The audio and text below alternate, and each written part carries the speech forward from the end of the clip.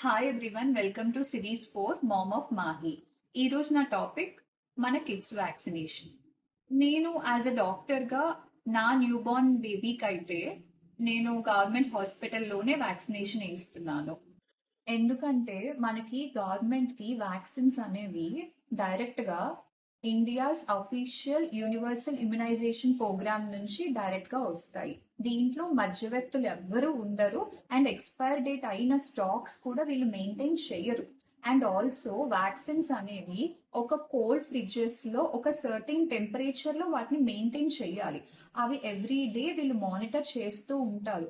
So every single బేబీకి కూడా certain టెంపరేచర్లో ఉన్న వ్యాక్సిన్స్ అండ్ కరెక్ట్గా ఎక్స్పైర్ అవ్వకుండా ఉండనివి వాళ్ళకి అందుబాటు చేసేలా చూస్తూ ఉంటున్నారు.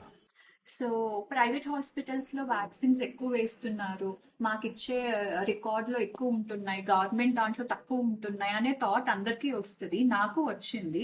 బట్ లేటర్ ఆన్ నేను తెలుసుకుంది ఏంటంటే వ్యాక్సినేషన్ స్కెడ్యూల్ ఏదైతే ఉందో అది వరల్డ్ హెల్త్ ఆర్గనైజేషన్ నార్మ్స్ ప్రకారమే ఫాలో అవుతున్నారు. సో వరల్డ్ మొత్తం ఏదైతే ఫాలో అవుతున్నారో ఇండియాలో కూడా అదే ఫాలో అవుతున్నారు. సో మనం భయపడాల్సిన అవసరం లేదు. ఇంకొక బెస్ట్ థింగ్ నేను చూసింది ఏంటంటే గవర్నమెంట్ వ్యాక్సినేషన్ లో మనం ఎక్కడ వేయించుకున్నా ఒకటే వ్యాక్సిన్. ఇప్పుడు నేను ఇక్కడ వైజాగ్ లో వేయించుకుంటున్నాను వ్యాక్సినేషన్.